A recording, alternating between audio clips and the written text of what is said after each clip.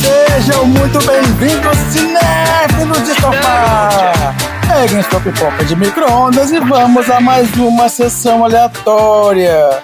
Nesse podcast a gente sorteia um filme, premia categorias improváveis do cinema e debatemos sobre temas malucos que invadem nossas mentes doentias durante a sessão. Como, por exemplo, uma sucessão de mentiras, maldições por telefone e brincadeiras gostosas com o oxigênio do vovô. Eu sou o Dudu e Marina. Eu.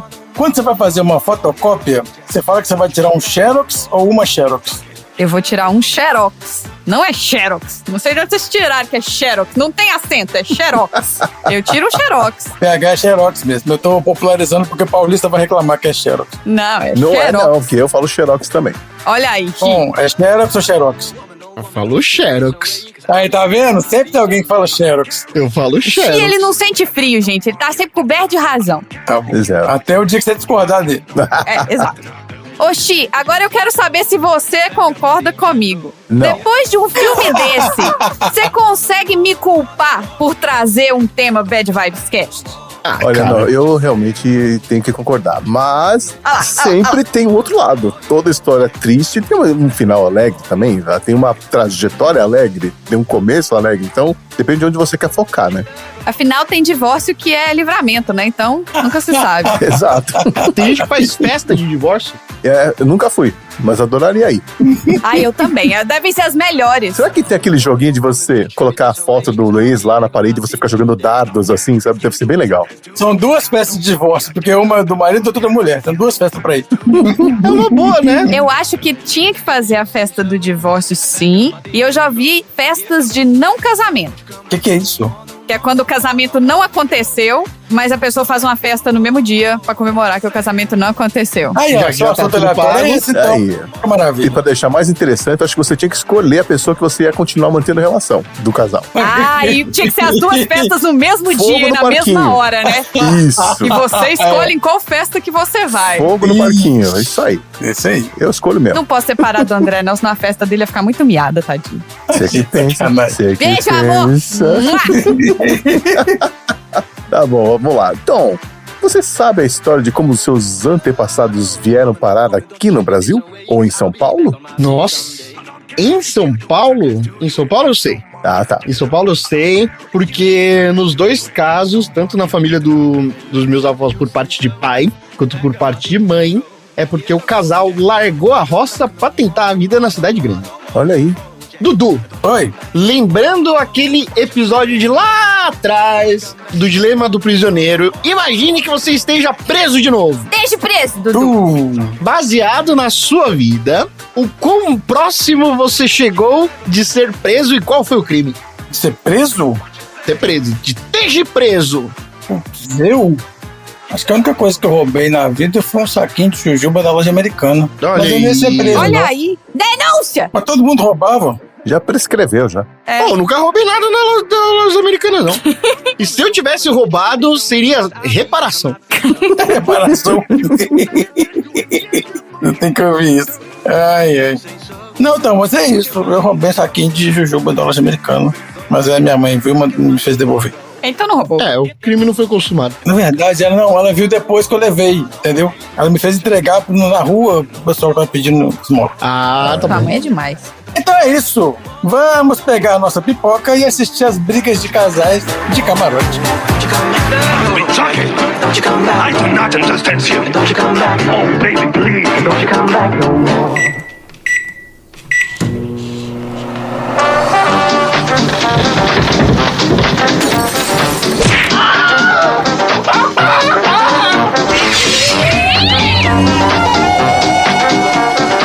Sessão aleatória.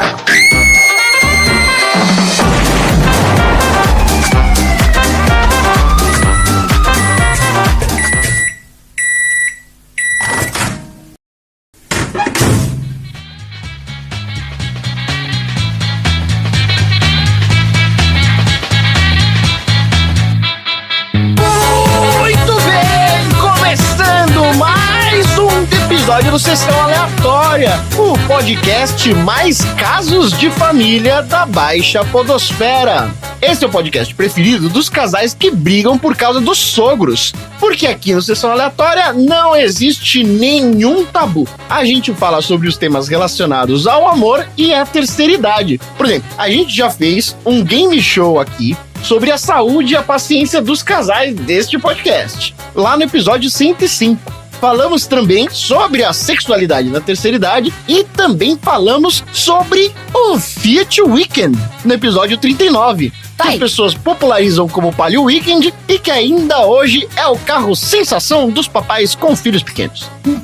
E se você tá chegando aqui pela primeira vez, muito bem-vindo! O Sessão Aleatória tem duas partes. Na primeira parte a gente fala sobre o filme da semana, que é sorteado de uma lista, conversa sobre as nossas opiniões em relação a ele e traz algumas curiosidades de como o filme foi feito. Na segunda parte do nosso podcast, a gente fala sobre assuntos aleatórios que invadiram a nossa cabeça, como o Dudu disse. E aí, vale tudo. Qualquer maluquice pode aparecer nos assuntos aleatórios da semana.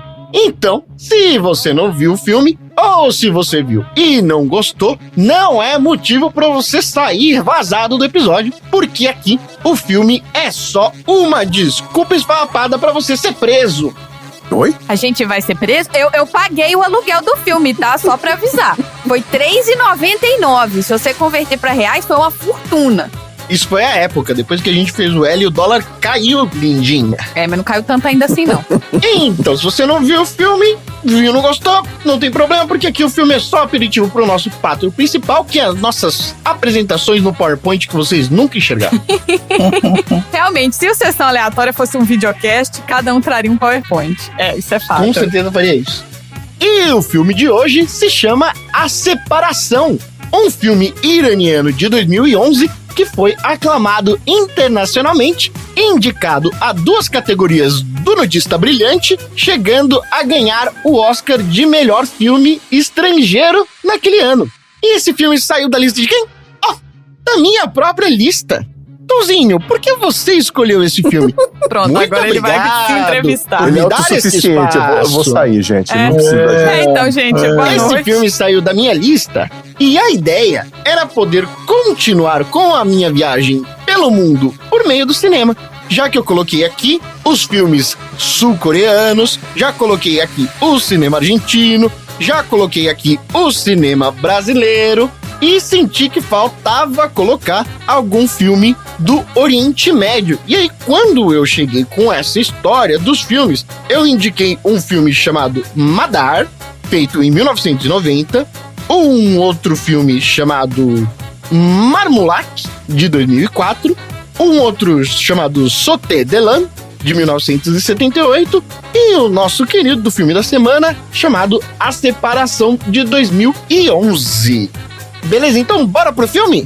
Bora pro filme. Bora. Então, A Separação é um drama lançado em 2011. O filme foi dirigido e roteirizado por um cara, eu juro que eu tentei procurar em tudo quanto é canto a pronúncia correta, então me desculpa. Você botou no Google Traduction? Ela fala lá direito. Não, porque não tem o iraniano correto, Não é iraniano, é persa. é persa. Puta. Aí o mais próximo que eles chegaram era árabe. E no árabe era algo como Asghar Farhadon. Mas eu não gostei desse, então eu não vou seguir com esse. O filme foi dirigido e roteirizado por Asghar Farhadi. E o filme Poxa, eu devia estrela... ter pego assunto do o terrorista, o Ahmed. Vocês lembram do Ahmed, o terrorista? Eu citei ele naquele negócio de que eu falei de. Como é que é? De Marionete. fantoche, marionete, é. É. Ahmed. Aquele. E o filme estrela o Payman Maad, a Leila Hatami e a Sareh Bahia.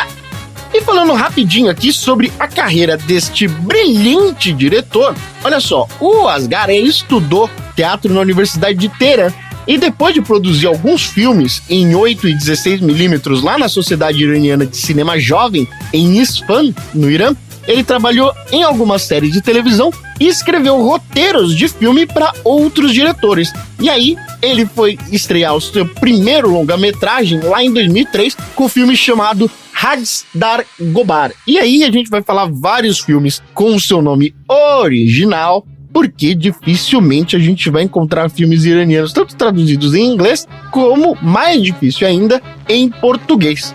Mas olha só, o Asghar, ele dirigiu, produziu e escreveu o filme A Separação, que lhe rendeu prêmios importantes como o Urso de Ouro, o Globo de Ouro de melhor filme em língua estrangeira, um Foro Chandé, e recebeu o Oscar de melhor filme estrangeiro, o primeiro filme iraniano a receber este prêmio. Lembrando que o Brasil nunca ganhou nenhum. E ele também é o pai da querida atriz Sarina Farhadi, que faz a Termé, que era adolescente, e a filha do Nader e do Silmin lá no filme. E aí, então, já que a gente começou a falar dos atores e dos personagens, bora então pro nosso clássico bloco Viu ou Não Viu? O clássico bloco não viu e com certeza não viu, né? Porque... Solta a vinheta, Rendinho. Você viu ou não viu? Olha só, esse viu ou não viu vai ser o mais fácil de todos, porque eu tenho certeza que nenhuma das pessoas que fazem aqui assistiu nenhum dos filmes, já que todo mundo aqui é colonizado pela indústria espetacular ocidental, menos a Marina. Será? É mesmo, Marina. Menos a Marina. Menos o Xi também, que assiste filme japonês. Sei não, hein? Mas você não só assiste filme japonês. Diferente da Marina, que só assiste coisa coreana. Não, ela só gosta de coisa oriental, diferente. Não, Marina, eu gosto só de coisa coreana. Não, senhor, porque eu assisto chinês, eu assisto japonês, coreano, taiwanês, vietnamita. Eu sou bem eclética. Tem o T-drama também? Tem o T-drama, tem o J-drama. O V-drama. Tem todos. Que isso, gente? Tem o C-drama, que é o C-drama é o de chinês. Singapura. Não, C-drama é o chinês. Chinese drama. E qual que é o de Singapura? Sim-drama. Singadrama. S-drama? Singapore é com S, Ah, é não? o S-drama, né? De Singapura, é verdade. É. Tem o V-drama, que é o do Vietnã. Vietnã, sim. Tem o T-drama, que é de Taiwan. Maravilha. Tem o I-drama, que é da Índia. Indonésio, sim. Tem o M-drama, que é mais especificamente da Mongólia. Inteiro, é isso mesmo? Isso vai longe. Tem o H-drama, que Vai, é de Hong Tom, Kong. continua. Viu ou não viu? Foca. Com certeza não vimos nenhum dos filmes, mas serve aqui pra gente jogar pra cima as chances de acrescentar mais alguns filmes aqui completamente às cegas no nosso maldinho Mega Blaster. E pensando nisso, eu vou focar nas duas principais atrizes do filme, porque diferente dos iranianos, a gente coloca as mulheres como papel principal em qualquer lugar onde a gente for. Começando pela Leila Hatami, que faz o papel da Samin, que é a ruivinha. A Leila Hatami nasceu em 1972 em Teherã. Ela é atriz e também figurinista, conhecida pelo seu trabalho em A Separação, de 2011, no Istigamatruk, de 2002, e no Pele Aker, de 2012. Ela é casada com um grande ator importante chamado Ali Mossafá e tem 2 filhos. E aí eu gostaria de saber, vocês já assistiram um grande e excelente filme iraniano chamado Que Horas São no Seu Mundo, de 2014? Não. Não lembro. Que horas são no seu mundo? Esse é o nome? É, Que Horas São no Seu Mundo. Tá. E aí então ao Pig, uma comédia matadora, de 2018. É iraniano também? Também é iraniano. Não. Pig. Do iraniano Eu só conheço 2 Pig. Eu conheço a Peppa Pig e eu conheço a Pig do... Como é que chama? Muppet Babies. Do Muppet Muppet Babies, Babies. exato. Olha só, pra vocês que não assistiram, eu vou dar aqui uma breve sinopse. Os diretores iranianos estão sendo massacrados por um assassino em série desconhecido e um diretor específico da lista, o Hassan Kazmai, está curioso sobre apenas uma coisa. Por que é que o assassino simplesmente não tá atrás dele? Olha aí, o cara ficou com ciúmes, que não tá sendo perseguido pelo assassino. É, eu quero um serial killer só pra mim. Que doideira. Se vocês quiserem saber, é só colocar aqui no baldinho Mega Blaster. Eu quero colocar outro filme iraniano, mas você vai citar ele aí? Eu não sei, ué. Não, só tem que ser citado por outra Se pessoa. não citar, do não nada pode. de subverter as regras. Pois é, tá vendo? Então cita aí, por favor, o filme iraniano que eu quero colocar. Como é que eu vou saber o que você quer colocar? Você tá falando dos melhores filmes iranianos, você tem que citar esse. Então vamos lá. Então eu vou falar agora sobre a Sareh Bayá. A Sareh Bayá é a pessoa que faz a empregada. E ela nasceu em 1979 também, Olha no aí. Teherã. Ela é atriz e conhecida pelo seu trabalho em A Separação, que foi o segundo filme na vida que ela contracenou. E a menina é fantástica. Igual a menina do Roma, né? Sim. Tipo, ator Exatamente. principiante, é legal. E depois de ganhar diversos filmes pela atuação nesse filme, incluindo o de melhor atriz no Festival Internacional de Berlim, ela passou... ganhou diversos filmes por participar desse filme. Abriu as portas. Ela ganhou vários outros depois desse. Ah, entendi. Desculpa, então eu entendi errado. Pois é, eu não entendi porque você quis me corrigir. Aí depois disso, ela abriu as portas para outros filmes, como por exemplo o Oblivion Season de 2014 e o Yellow de 2017. E a sinopse do Oblivion Season é a seguinte: uma ex-garota de programa começa uma nova vida casando-se com seu amado. Mas deixar a sombra de seu passado sombrio não é tão fácil quanto parecia. Infelizmente, ela se torna prisioneira do marido e, para ganhar a sua liberdade, ela deve lutar contra o patriarcado. Isso tudo é em IMDb? Isso tudo é meu IMDb, o meu específico. Não, o seu. tenho o meu exclusivo. Mas o seu IMDb, não tá? Quem já falou sobre isso. Bora então falar, inclusive já que o Dudu já chamou o IMDb, vamos lá então para a nossa maravilhosa sinopse do IMDb. Como vocês sabem, eu tenho o meu próprio IMDb, o IMDBzera. É muito E errado a sinopse é o seguinte: um casal é confrontado com uma decisão difícil: melhorar a vida de seu filho, mudando-se para outro país, ou ficar no Irã e cuidar de um pai que se deteriora com Alzheimer. Não, mas esse é o IMDb normal. Tá assim no seu também? Não, esse é o Sim, IMDb então, você normal. tá nesse multiverso. Estamos no tava mesmo assim. multiverso agora. Exato. O seu IMDBzera foi implodido. Ah, então tá bom. Que bom. Dessa vez ele voltou ao normal, então. Faz sentido essa sinopse? Botou filho aqui, né? Eles mudaram o gênero, como sempre. né? Tradução de... Mas isso aqui é igual eu falei, é primeiros 5 minutos, né? Do filme. Sim, Né? é isso. Não fala mais nada. O IMDb não dá spoiler. E vocês querem ouvir a minha sinopse? Sim. A minha sinopse queremos. é um pouco mais Temos completa. opção? Eu não sabia que era opção. Marina, pode escolher? Vamos voltar, vai. Dudu, Por queremos mim, ouvir. a gente simplesmente pode não fazer. Aí eu quero ver a hora que vocês tiverem que lidar com o síndico desse programa. Se vocês tiverem essa coragem, por mim, bora. Bora. Não vamos contar problemas internos da empresa. Vai, segue. Vamos lá. A Separação é um filme que mergulha profundamente nas complexidades das relações humanas e das decisões morais. O filme segue o dilema de Nader e Semin, um casal em meio a um processo de divórcio cujas vidas tomam uma reviravolta inesperada quando Nader contrata uma mulher, Razié, para cuidar de seu pai idoso, que sofre de demência. A trama se desenrola quando Razié, em um momento de desespero, enfrenta uma difícil escolha enquanto cuida do idoso. A situação se complica ainda mais quando ocorre um incidente dramático, levando a consequências jurídicas e morais de grande impacto para Nader, Razié e seu marido, Rojá. O filme examina as pressões sociais, culturais e emocionais que cercam as personagens, enquanto elas enfrentam os desafios de manter a dignidade, a verdade e a honra em um mundo com diversas e amplas ambiguidades. Enquanto isso, a jovem Termé, que é a filha do casal Nader e Semin, sofre os impactos não só da separação do casal, como também a repercussão do caso na escola que envolve o seu pai, no seu desempenho escolar, à medida que sua professora também se torna uma das testemunhas de um suposto caso de assassinato cometido por Nader. Durante a disputa de denúncias, as negociações para a retirada delas, algumas verdades surgem à tona que comprometem ainda mais os dilemas e o estado do relacionamento dos casais. A Separação é uma jornada cinematográfica emocionalmente cativante que reflete a luta entre a lei e a justiça, a fidelidade familiar e a ética pessoal, além de lançar luz sobre as contradições e as complexidades de uma sociedade em transição.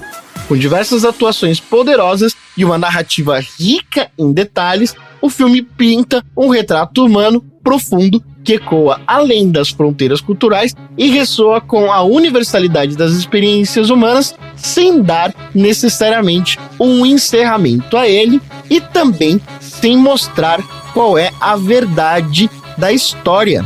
E é isso o filme. Você faz uma crítica do filme aí, né? O que vocês acharam? Da sua sinopse ou do Só filme? crítica. Do filme. Marina, o que você achou do filme? Você que sempre gosta dos filmes que a gente coloca aqui. Eu confesso que com meia hora de filme eu tive que dar uma pausa pra ir no banheiro. Não, tudo Na bem, hora que eu beleza. pausei, eu vi que ainda faltava 1h40 de filme. Eu falei, Ixi. puta que me pariu. O que tá acontecendo que esse filme tem 2h10, sabe? É o filme que tira a alegria de viver de qualquer pessoa. Eu falei, ainda vou ter que continuar passando por isso por mais 1h30. Eu, particularmente, eu já não gosto de filme de história. Eu não gosto de assistir filme triste, né? Sabe? Filme. Ainda mais um filme que termina do jeito que esse terminou, entendeu? É um filme triste e o trem só vai afundando, afundando, afundando. E quando eu vejo mulheres presas em situações de violência, seja por causa de religião, seja por causa da sociedade como um todo, trazendo esse patriarcado em cima, me dói, sabe? Eu acho assim, é muito doloroso você ver a mulher sendo culpada de tudo que aconteceu porque ela resolveu se divorciar, entendeu? Porra, peraí. Se a pessoa sofre um acidente no dia seguinte, não é porque ela separou de você hoje que ela sofreu um acidente no dia seguinte que as coisas estão ligadas. E mesmo se tivesse, sabe, não ligar, colocar essa culpa, essa coisa do relacionamento, onde a mulher, além da violência, porque a gente viu, né, violência, por mais que não tenha tido uma agressão explícita, você via claramente que desculpa, eu tenho muito problema com os nomes dos filmes, tá, gente? Eu só lembro da Termel, não lembro de mais ninguém. Mas da moça que faz a empregada lá, o marido... Isso. O marido, não é que o marido batia nela, mas ela não tava em paz, ela não tava sossegada, ela não tava bem. Uhum. Então, assim, ela sente medo nessa relação. E aí você vê que ela tá presa numa religião onde ela tem que ligar pra uma pessoa pra saber se o que ela vai fazer é cometer um pecado ou não. Que é uma questão de decência humana, sabe? Ela não sabia que ela ia ter que passar por aquilo, mas é um senhor idoso e ela não queria deixar ele naquela situação, porque ela provavelmente pensou, né? Se fosse comigo, tarará. Então, assim, ser mulher hoje é viver com culpa até do que não tem nada a ver com a gente, ou até a partir do momento que você se desvincula, entendeu? Você tá no relacionamento abusivo, aí você sai do relacionamento abusivo, aí tudo que acontece com a pessoa depois que você sai do relacionamento abusivo é sua culpa. E por aí Porque vai, você entendeu? saiu do relacionamento e estragou a vida Você da saiu... pessoa. Por quê? Porque quando você sai do Abusadora. relacionamento abusivo, você tá pensando em você mesma. É. Você não tá pensando na outra pessoa, sabe? Você não pode medir o seu sentimento com a régua de outra pessoa, entendeu? Então, assim, Exato. se aquilo tá te fazendo mais mal do que bem, você tem que sair daquela relação. E se a partir do momento que você sai daquela relação, a pessoa vai vir... Existem situações onde a pessoa vem com chantagem emocional, existem várias coisas, né, que a gente já viu por aí e tudo. Feminicídio, né, também. Isso quando não chega a um extremo da pessoa perder a vida. Então, assim, eu particularmente não gostei do filme, mas não é porque ele é mal feito. É um filme muito bem feito, uma história bem contada, os atores são muito bons, mas eu não gosto desses filmes, principalmente histórias onde mulheres são abusadas. Não acho que seja desnecessário ter um filme como esse. Eu acho que sim, a gente tem que ter filmes mostrando esse tipo de realidade, sim, até porque é uma realidade que existe, mas eu fico bastante incomodada, eu não gosto de ficar vendo isso como entretenimento. Meu gosto, minha opinião, não é um filme que eu pararia pra assistir, e se não fosse Sessão Aleatória, naquela mesma meia hora eu já tinha parado e não tinha nem dado play de novo. O meu ponto de vista é esse, entendeu? Porque eu conseguia me colocar no ponto de vista das 3 mulheres do filme. Da filha, da mãe e da empregada. Uhum. A mãe, além de estar se sentindo culpada de tudo que aconteceu, a filha tá colocando a culpa nela por tá tudo acontecendo porque ela pediu. Então, assim, não é só o marido que culpa ela. A filha também tá culpando ela. Mas a filha é uma menina. Assim, igual ela falou, ela tem 11 anos de idade. O que uma criança de 11 anos de idade sabe da vida? Ainda mais uma criança que foi criada numa religião extremista, onde o homem, existe o patriarcado ainda mais forte, mais predominante. Chega um pequeno momento que ela chega a culpar o pai também, né? Mas no final Mas ali. precisou mesmo assim, dela descobrir que o pai mentiu. Em momento nenhum a mãe mentiu. Exato. Muito pelo contrário, a mãe foi extremamente sincera. A mãe falou assim, mas você não falou que você queria, e você sabia que... Então, assim, todos os passos que a mãe deu... Então, tá vendo como é que é 10 vezes mais difícil ser mãe do que ser pai? Porque o pai, ele já... Né, nesse caso, dessa família, dessa sociedade. Então, assim, esse tipo de coisa, realmente, pra mim, não é uma história que eu gosto de ver, sabe? Mas porque é uma história que dói, é uma história que incomoda. É uma história que, sabe, que... Mas dói... Eu tenho certeza que dói diferente em mim do que doeu em todos vocês, porque pontos de vista diferentes. Não acho que vocês não tenham ficado revoltados com várias situações do filme. Muito pelo contrário, até porque vocês 3 são 3 seres humanos incríveis e vocês entendem, a gente, graças a Deus, tá numa sociedade onde os homens estão começando a tirar essa nojeira do patriarcado da cabeça.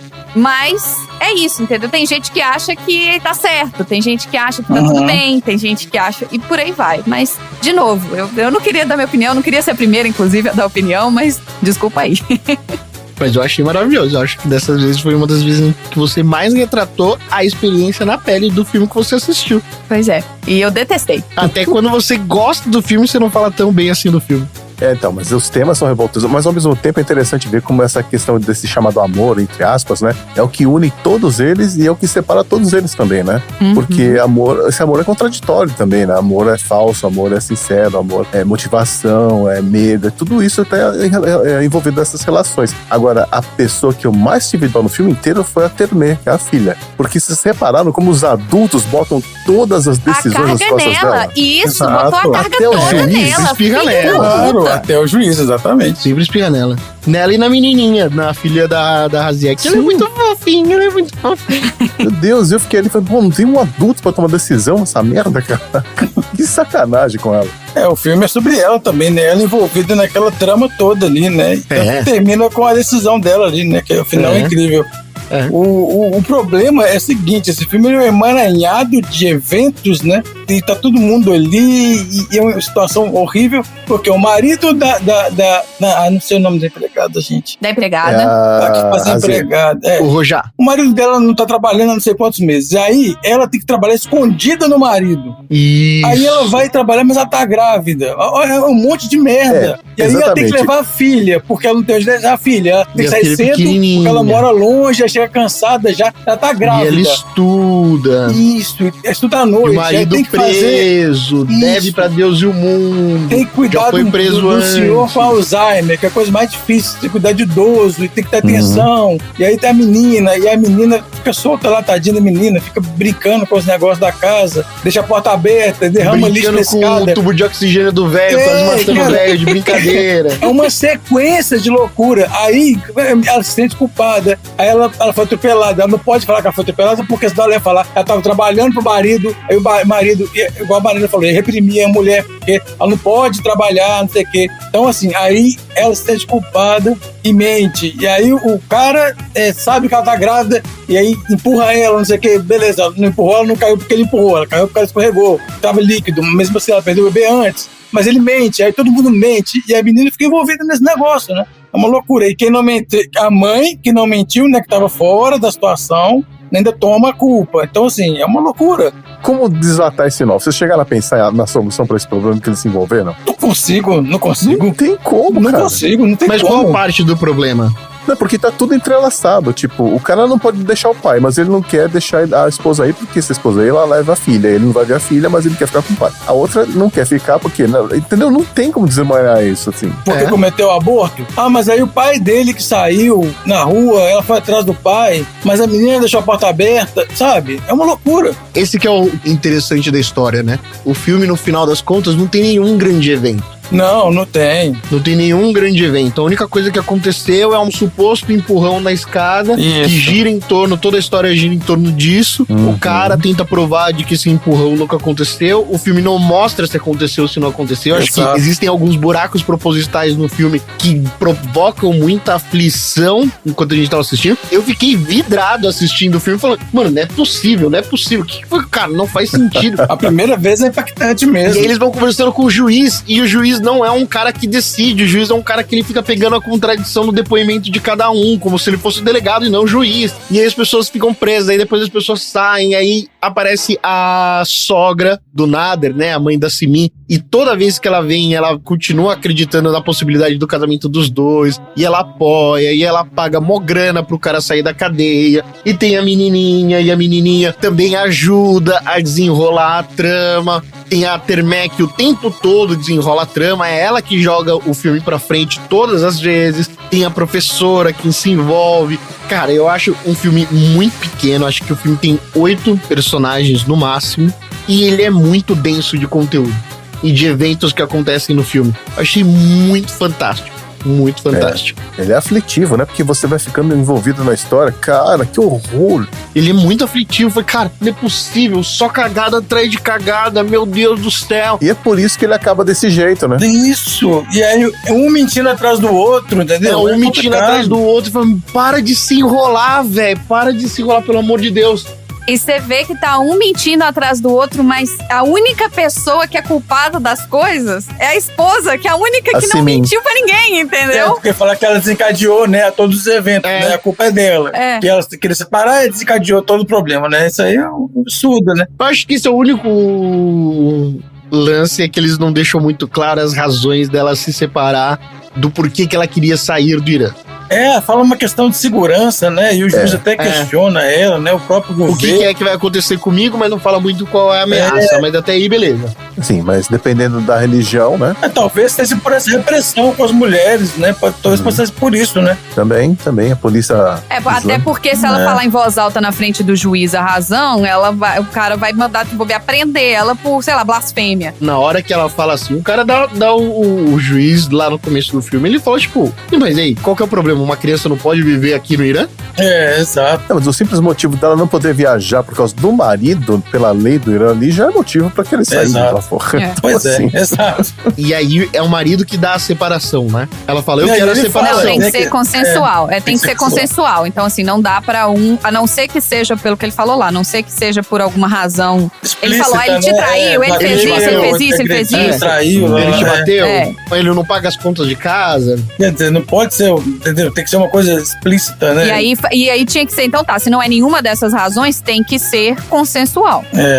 E acho que o lance... Vocês falaram bastante sobre amor, assim, e o amor não tem momento nenhum no filme. Então, mas entre aspas, porque eu falei, entendeu? Porque tem o amor de pai pra filha, pai pra filha, entre o casais. cara querendo ficar com o pai dele, cuidar do pai, entendeu? O cara quer ficar... E o amor à religião também, né? De querer respeitar até o final. Então, mas muitas vezes ele fala dessa de cuidar do pai, mas ele fala de cuidar do pai como um fardo. Por exemplo, tem a hora que ela fala, mas o seu pai não reconhece você. Nem sabe quem é você mais. Assim, aí ele fala, mas eu sei quem é o meu pai. Não, mas ele sabe, ele fala, né? Eu sei que ele é meu pai. Mas peraí, se seu pai não te reconhecer... Aí depois ele fala assim, mas seu pai nunca falou com você direito. Ele falava pouco, ele falou, mas agora ele fala menos ainda, mas ele ainda é meu pai.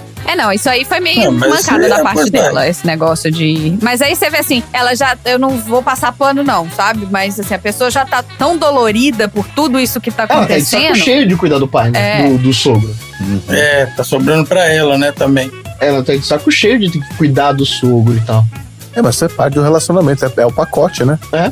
Exato. Esse que é o problema. Por isso que é o problema. É uma situação muito difícil, né? É muito difícil, não tem resposta. É um certa. pacotinho. É um dilema moral muito Você não tem como prever isso. É o tipo de coisa que você não consegue prever. No futuro, eu vou ter que cuidar do pai do meu marido. Não é assim que funciona, né? E eles não falam se tinha afinidade, se os dois, né? O sogro e a esposa do Nader tinham afinidade ou não tinha. Mas, de certa forma, ela retrata como se fosse um fardo. Sim. E que ela não tava mais afim. E o Chico tocou na questão da religião também, né? Que também norteia toda aí a questão, a parte do... Na parte do final, né? No juramento, ela precisa... O cara pega e truca ela e fala assim, beleza, então tá bom. Eu pago o que for, a gente retira todas as denúncias e você jura aqui com a mão no Alcorão a verdade. E você tá falando a verdade. E ela fala assim, eu não vou fazer isso. Vai que acontece alguma coisa pra minha filha. Eu achei um filme muito foda. Muito foda. Muito foda. Filmaço. Aliás, fica uma sugestão aí de um outro filme italiano, que é um curta-metragem que está concorrendo ao Oscar, porque aí a Marina consegue assistir, só tem 18 minutos. Olha aí! Que é A Mala Vermelha. Vale curta-metragem? Vale, ué. Nunca tivemos. Então eu quero colocar o curta-metragem no baldinho. Tá bom. Pra Maria poder assistir. Como é que chama? A Mala Vermelha. Mala Vermelha. Red Suitcase, A questão assim, se o filme não precisa ser longo, né? Se ele tiver material suficiente para gerar discussão... Bom, tá indicado ao Oscar, né? Alguma coisa interessante deve ter, né? Exato.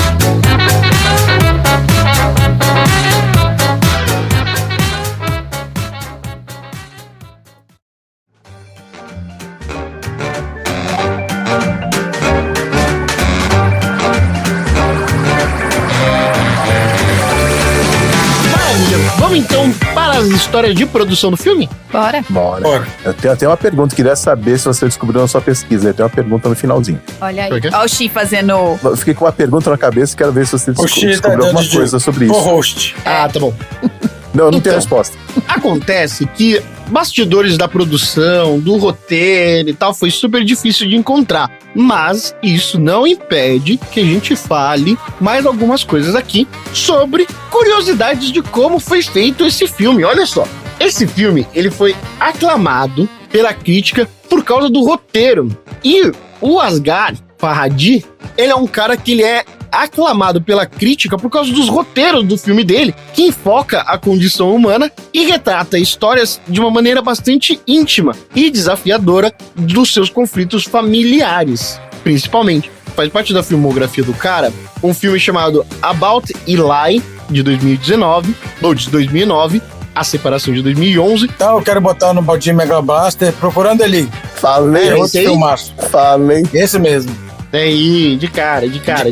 Então, na filmografia do Asghar, tem O Procurando Eli, tem A Separação, tem The Past, de 2013, e O Apartamento, de 2016, Everybody Knows, de 2018, e A Hero, de 2021.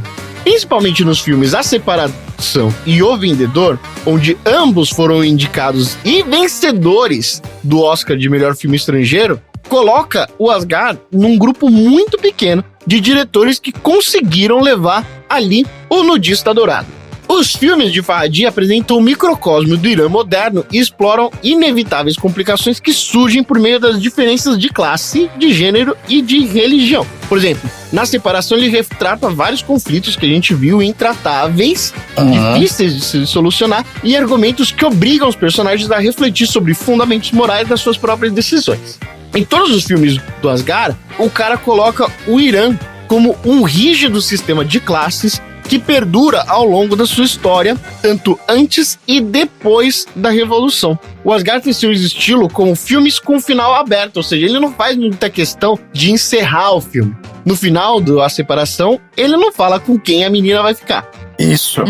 De propósito. Além disso, ele é um mestre em ficar falando, não vou dar muito detalhe sobre temas centrais do filme. Então ele acaba criando um efeito chamado lacunas narrativas de roteiro. Olha aí. Mas, além de tudo, esse cara ele é fantástico pela sua sutileza de tratamento.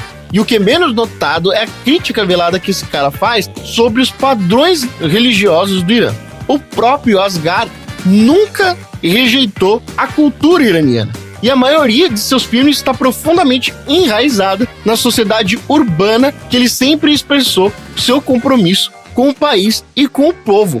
Principalmente nas duas ocasiões em que ele foi indicado e que ganhou o Oscar. Por exemplo, ao receber o prêmio pela Separação, ele dedicou no seu discurso a vitória para a nação iraniana. Quando ele ganhou O Apartamento, alguns anos depois, o Asghar simplesmente não foi à cerimônia do Oscar como um protesto às políticas do governo americano. E falando ali em algumas curiosidades da produção, não sei se vocês repararam, mas o filme não tem trilha sonora. O filme só vai ter uma trilhazinha sonora nos créditos. Isso. E no crédito aparece 2 documentos. Só que esses 12 documentos, eles são o RG do casal do filme anterior que ele fez, do Procurando Eli. E a maior parte do filme, do A Separação, o cara gravou com uma câmera simples, uma câmera portátil, de mãozinha ali. Sim. O que deu a ideia para ele construir o roteiro do filme foi simplesmente uma imagem que veio na cabeça dele de um cara lavando o seu próprio pai, dando banho no seu próprio pai. E aí ele falou, vou começar um filme a partir daí, colocando de que o pai era uma pessoa que tinha Alzheimer. E aí, a partir dessa cena que ele construiu na cabeça dele, ele fez o resto do filme. O Rojar, que é o ator Shahab Hosseini e grande amigo do Dudu, numa cena específica em que ele tá contestando o juiz manda prender ele e fala para que ele saia do tribunal, né? E aí, na hora que ele sai, durante a interpretação, o ator, ele fica tão movido pela tensão da cena que ele começa a bater a cabeça na porta da sala. Só que ele bate a cabeça na porta real. Ai. Não tava no roteiro. E ele amassa a porta. Depois os caras tiveram que trocar a porta. O cara fez isso. Exatamente. O cara tava simplesmente tomado pelo método, possuído pelo método, de forma que aquilo não tava no roteiro e foi improvisado pelo Hosseini. No final, a cena foi tão intensa e nos bastidores todo mundo aplaudiu o cara e o próprio Asghar foi lá e deu um beijo na testa do Shahab No galo, né? pra ver se o machucado passava rápido. Mas o cara, no final das contas, teve que colocar gelo na cabeça e gravar as outras cenas só no dia seguinte, Nossa. por causa das batidas que ele deu. Tá achando que a cabeça é capacete, filho? Aí, olha só, como a situação é tensa. O Asghar fez um discurso no House of Cinema Film Festival em apoio aos cineastas iranianos que naquela época estavam sendo proibidos de fazerem filmes. Inclusive um diretor chamado Bahman Gobadi e o cineasta preso Jafar Panahi. Quando ele fez esse discurso no House of Cinema Film Festival, o Ministério da Cultura e Orientação Islâmica do Irã interrompeu todas as filmagens de todos os filmes durante 10 dias por causa do discurso do cara. Ministério da Cultura e Orientação, né, velho? Olha só. O ministro da Cultura era um cara chamado Mário Frias, também conhecido como grande ator de Malhação.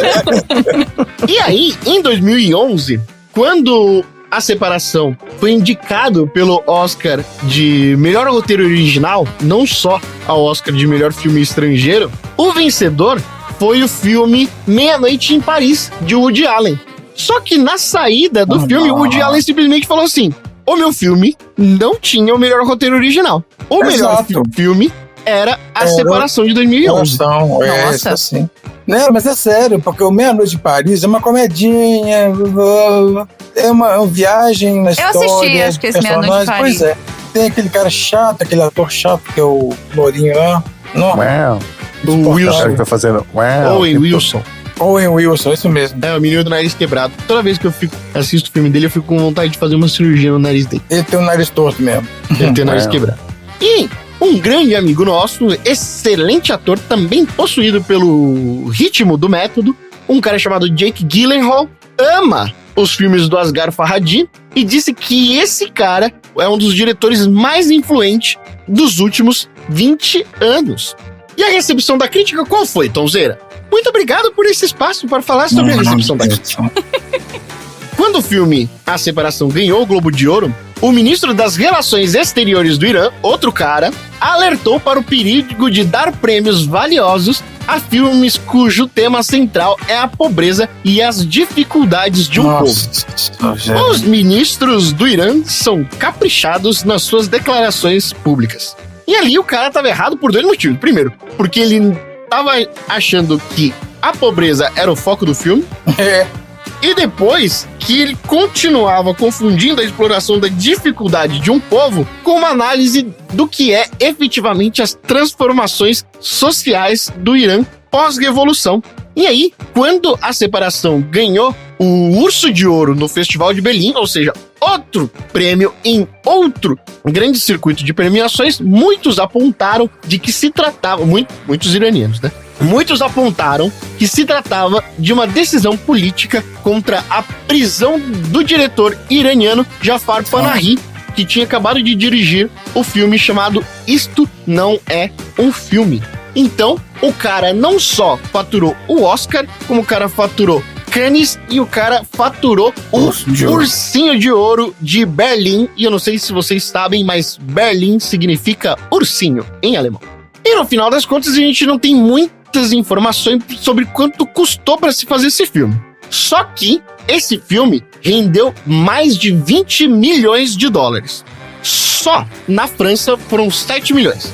E depois, o Brasil foi um dos outros países, tá no top 5, que mais contribuíram para a receita desse filme, globalmente. Olha aí, que bom, cara. Só no Brasa, a bilheteria foi mais de 1 milhão de dólares, acredita? Eu não vi no cinema, eu vi na fita cassete. Na fita cassete de 2011? Ou DVD, sei lá. Não, é fita VHS, né? DVD. Fita cassete você não tem vídeo. Hã? Fita cassete você não tem vídeo. Ah, DVD. Foi fita, não. Pô, que legal. Eu já tenho uma locadora que tinha esse DVD. Legal. E eu vi esse filme por causa do primeiro, do Procurando Ele. Foi recomendado. Ah, não tinha visto o filme do cara? É, eu fui primeiro Procurando Ele. Acho que ele é antes. Então é isso. Bora pro troféu aleatório? Bora.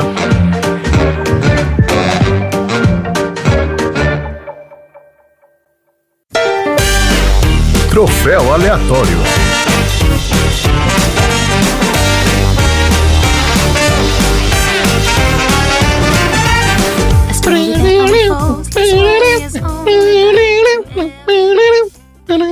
Xim, Oi. ganhar o troféu aleatório é uma dádiva. Sim. Você poderia dizer com suas próprias palavras o quão grandioso é você ganhar um troféu aleatório? É você perceber assistindo um filme que a sua vida não é tão ruim quanto a das outras pessoas. Entendeu? Cara, Pensar que tem países piores que Nova York, né, Tom? Exato. É a mesma sensação, aquele prazer tipo, ufa, ainda bem que eu tenho. ainda bem que não estamos no Irã. Então é isso, vamos lá. Troféu aleatório. Marina, pra quem que vai o seu troféu aleatório? Eu gostaria muito de não decepcionar os nossos ouvintes, mas hoje eu vou ter que decepcioná-los.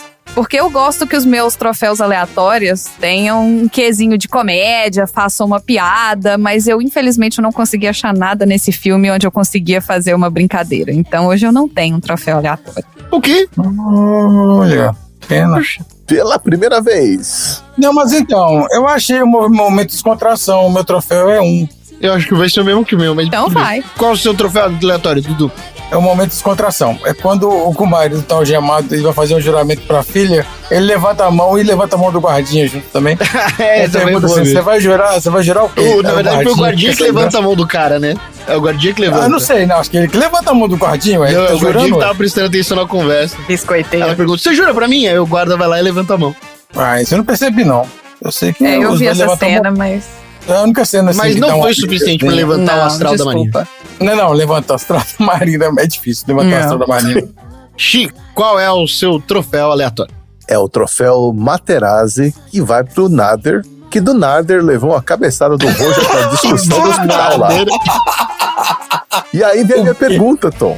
Você acha que a Simin, porque naquela separação da briga ali, sobrou pro nariz a Simin? Sobrou pra ela, né? E eu acho pois que é. foi sem querer. Eu Porque também ela achei, levou- você sabia? Ela levou então, eu fiquei com a impressão que O foi cara sem entrou querer. no meio. É, exatamente. Não, mas eu acho que pegou nela sem querer, Pegou assim. nela, sem querer. O Roger até, é o mesmo cara das cabeçadas na porta lá, né? Não, Então, mas você acha cara, que foi um meu, acidente? Não foi? Eu também Foi, senti que, foi sem que querer. foi um acidente. Como é que você sabe? Porque ela reagiu muito estranho, assim, na hora que ela levou o tapa, ela ficou meio sem saber o que fazer, assim. Que aí depois É. corta e mostra ela sangrando pelo nariz, entendeu? Ai, tem que E ver depois se eles foi falam como verdade se nada ou não, tivesse acontecido durante o filme Exato. inteiro, né? Uhum. Que com a eu achei É, por isso que eu tô achando Cara. estranho ele ser... É, não sei. Mas tá. Troféu Materazzi, isso aí. Pode ser esse dano também, né, do cabeçado. E o meu troféu DJ Run vai pra menininha fofinha que ela simplesmente fica brincando de ser DJ do oxigênio do vovô. É, eu ia falar desse aí, mas eu acho sacanagem. Eu achei que vocês iam falar desse mesmo, do... Tem uma hora que eu falei, oxigênio. meu Deus, ela vai matar o velho fazendo então, isso, não é velho. Eu engraçado, achei que né? era É isso. Eu achei que era angustiante, isso. sacou? Eu achei que ele ia matar o velho também. Eu tava rachando o bico nessa hora. Não. Ela fechou o gás e quem ficou sem respirar fomos nós, né? É, tipo isso, exatamente. Eu rachei o bico nessa hora, porque ela simplesmente fala, beleza, e sai andando. É, o que a criança dessa idade faria, né? Sei lá, É. 6 anos, 5 anos. Fica Ai, lá ai. torcendo a torneirinha do tubo de oxigênio e o velho respira. Deixa eu ver Ai, engraçado. ai, demais. Vamos pro assunto aleatório, mas antes dos assuntos aleatórios, a gente tem algum recadinho da semana? Não, os troféus vão ser entregues por quem? Ah, desculpa, é verdade, é verdade. O troféu vai ser entregue por quem? O nenhum, porque ninguém. O meu, porque não tem troféu, então não precisa entregar. É, vai ser um troféu Ah, a meu menos. Deus do céu. Dessa Pode vez a entregar gente os outros num carro com o vidro quebrado, né? Com um buraco no Aí, o para-brisa. carro com o vidro quebrado. Pronto, tá bom. Vai ser pelo buraco do para-brisa, inclusive, sabe? Vai enfiar a mão assim, aí vai eu entregar também o achei. troféu. Eu fiquei bem intenso naquela hora. Mas vamos então pros assuntos aleatórios. Mas antes, alguém tem algum recado aí? Eu tenho um recado. Então pode dar um recado. Ei!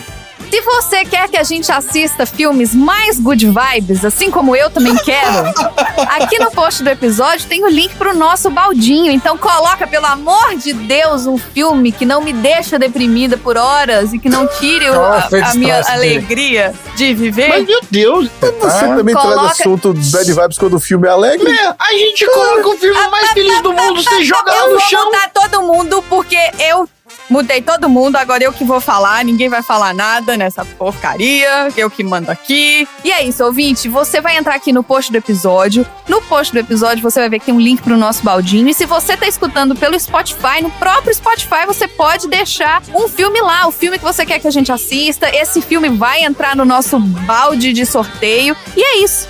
Seja parte do Sessão Aleatória, manda o seu filme pra gente, me ajuda, gente, por favor. Eu preciso de mais alegria, porque esse filme foi muito Bad Vibes Cast. E olha, eu não queria dar um spoiler não, mas vou te contar que os próximos filmes que estão vindo também não estão muito mais felizes do que esse não. Pronto, desmutei todo mundo agora. É isso aí, porque nem só de alegria vive as pessoas. Vamos então pros assuntos aleatórios.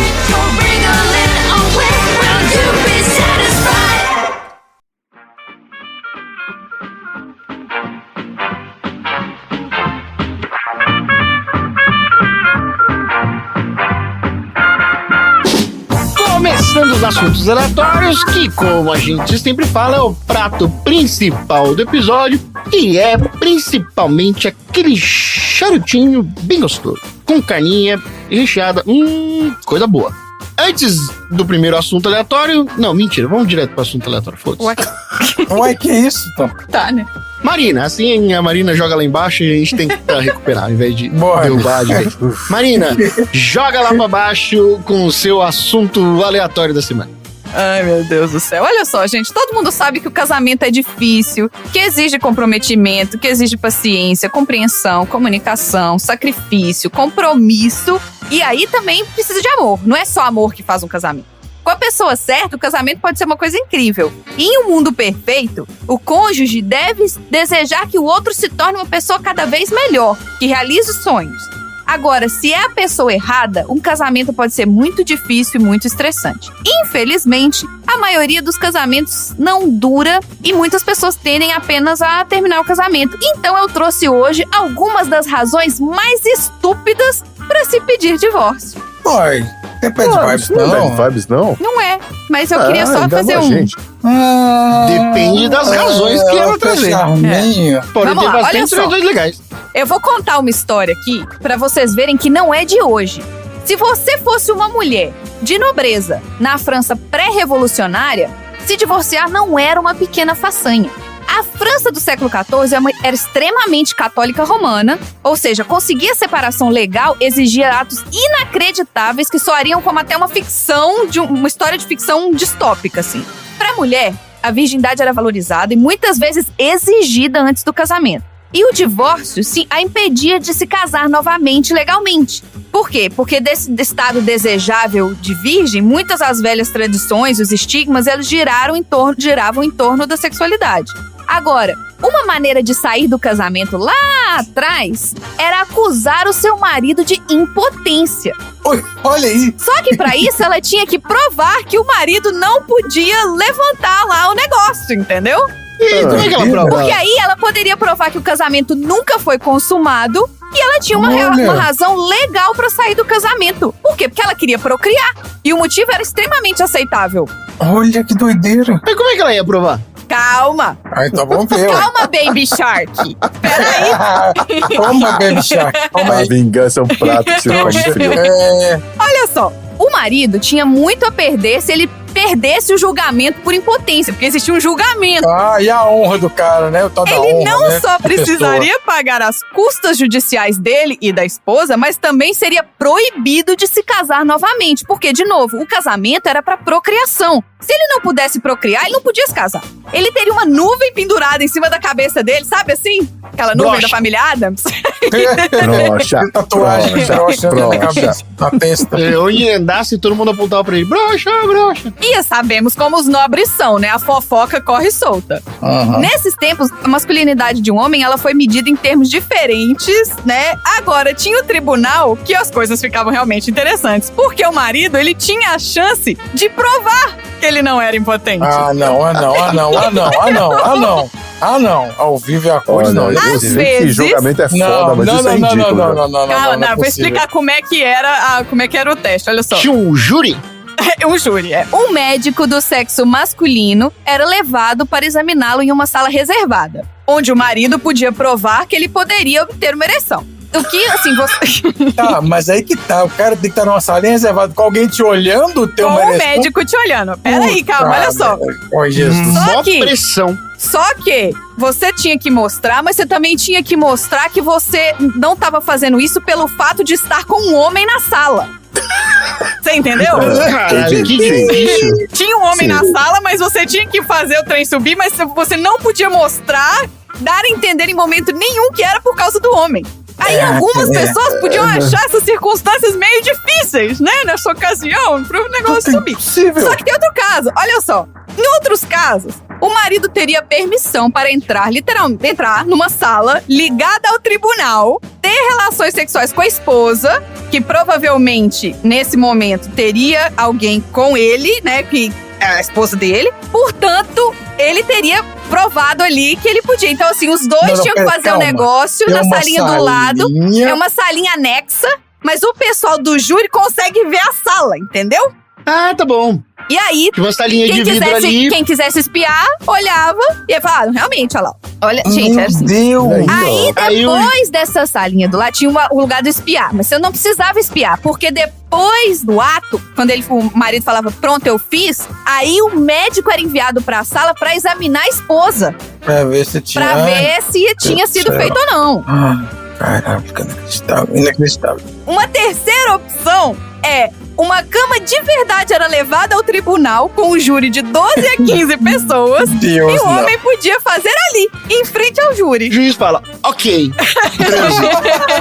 Cara. Mas olha só, houveram muitos julgamentos de impotência nessa época. O homem que perdeu o julgamento até se casou novamente algumas vezes, só que ilegalmente, não casou na igreja. E assim, provando que não era impotente. Só que aí ele anulou a proibição do casamento, porque ele não era impotente. Só que aí ele também anulou o veredito do outro casamento, então ele não tava mais separado. E aí agora ele tava casado com 2 mulheres. É muito, gente, é muito Nossa, surreal. agora deu um nó. Nossa, É ou você é isso. broxa ou você é bígamo. Escolhe. Foi de 0 a 100. Depois que isso aconteceu mais de uma vez, ficou mais aparente que esses julgamentos de impotência eram inadequados. Oh, não, né? Não me diga. Mas você tem que lembrar que essa era a mesma época onde mulheres eram queimadas por serem bruxas, né? Então, assim, né, vamos combinar que, Nossa. né, neurônios faltavam na época. E como é que você faz pra identificar que uma mulher é uma bruxa? Ela tem que ter o mesmo Sim. peso que um papo. Exato. Agora, trazendo algumas histórias mais recentes. Depois que eu contar a história, vocês vão falar se vocês acham aceitável ou não. Na Itália, um homem pediu divórcio à sua esposa após alegar tê-la visto levitando no ar.